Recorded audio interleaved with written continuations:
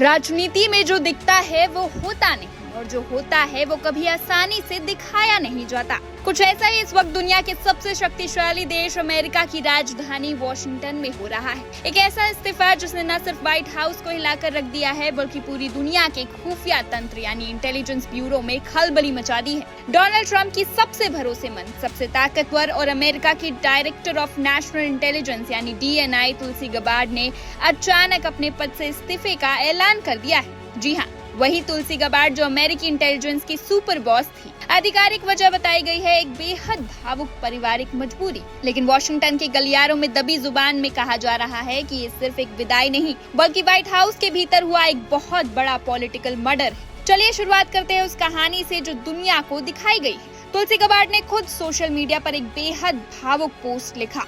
उन्होंने खुलासा किया कि उनके पति अब्राहम विलियम्स एक बेहद दुर्लभ और खतरनाक बोन कैंसर से जूझ रहे। गबार्ड ने लिखा कि इस मुश्किल और दर्दनाक लड़ाई में वो अपने पति को अकेला नहीं छोड़ सकती। एक पत्नी होने के नाते उनका पहला फर्ज इस वक्त अपने परिवार के साथ खड़ा होना और इसी वजह से उन्होंने तय किया कि 30 जून को वो आधिकारिक तौर पर अपने पद से हट जाएंगी। राष्ट्रपति डोनाल्ड ट्रंप ने भी तुरंत इस पर अपनी प्रतिक्रिया दी। ट्रंप ने सार्वजनिक रूप से तुलसी गबार्ड की तारीफों के पुल बांधे। उन्होंने गबार्ड के कार्यकाल को शानदार बताया और देश के लिए उनकी सेवाओं की सराहना की। साथ ही ट्रंप ने ये भी साफ कर दिया कि गबार्ड के जाने के बाद principal deputy DNI Aaron Lucas अब अमेरिका के कार्यवाहक इंटेलिजेंस चीफ यानी एक्टिंग बॉस होंगे। ऊपर से देखने पर यह कहानी एक पारिवारिक त्रासदी और मजबूरी की लगती है जिस पर हर किसी को सहानुभूति है। लेकिन कहानी में ट्विस्ट यही से शुरू होता है। जैसे ही इस्तीफे की खबर आई, वॉशिंगटन के खोजी पत्रकारों और टॉप मीडिया हाउसेस के कान खड़े हो गए। क्या वाकई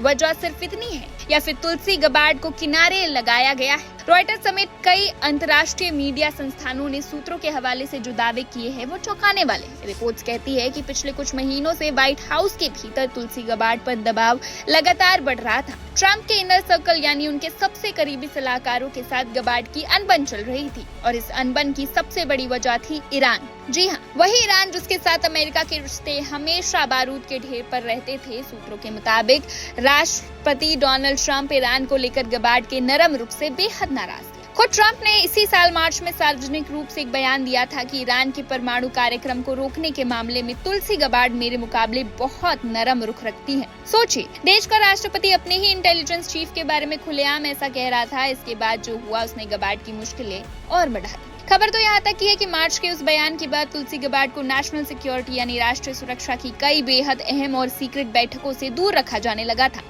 जिन बैठकों में ईरान, वेनेजुएला और अमेरिका की बड़ी विदेशी नीतियों पर फैसले हो रहे थे, वहां गबार्ड को इनवाइटेड ही नहीं किया जा रहा था। यानी वो कागजी तौर पर तो इंटेलिजेंस चीफ थी लेकिन फैसले कोई और ले रहा था। व्हाइट हाउस के भीतर उनके रिप्लेसमेंट यानी उनकी जगह किसे लाया जाए, इसकी चर्चा काफी पहले से ही शुरू हो चुकी थी। जानकारों का कहना है कि ट्रंप के इनर सर्कल में बढ़ते तनाव के बाद गबार्ड के पास सम्मान से इस्तीफा देने के अलावा कोई रास्ता नहीं बचा था। उन्हें एक तरह से बाहर का रास्ता दिखा दिया गया है। वैसे तुलसी गबार्ड के लिए विवाद कोई नई बात नहीं है। उनका पूरा करियर ही उलटफेर से भरा रहा है। याद करिए, वो एक समय डेमोक्रेटिक पार्टी की बड़ी नेता थी, हिंदू चेहरा थी और इराक युद्ध में अमेरिकी सेना की तरफ से लड़ चुकी एक वेटरन थी। लेकिन बाद में उन्होंने अपनी पार्टी छोड़ी। डोनाल्ड ट्रंप की सबसे अप्रत्याशित यानी जिसकी किसी ने उम्मीद नहीं की थी वैसी सहयोगी बन गई।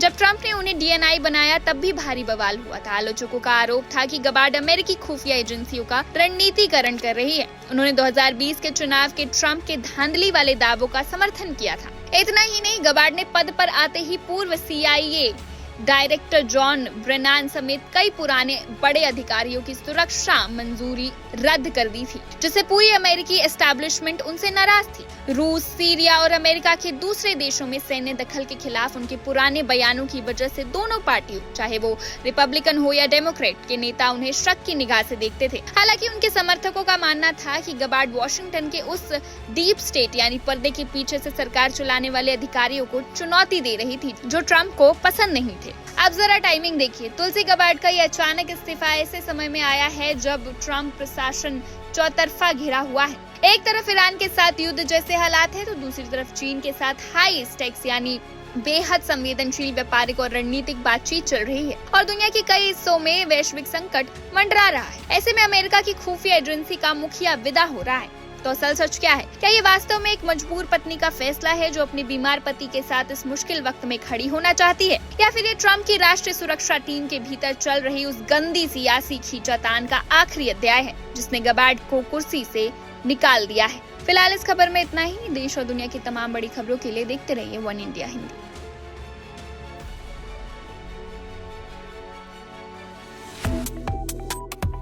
वन इंडिया को सब्सक्राइब करें और कोई भी अपडेट मिस ना करें।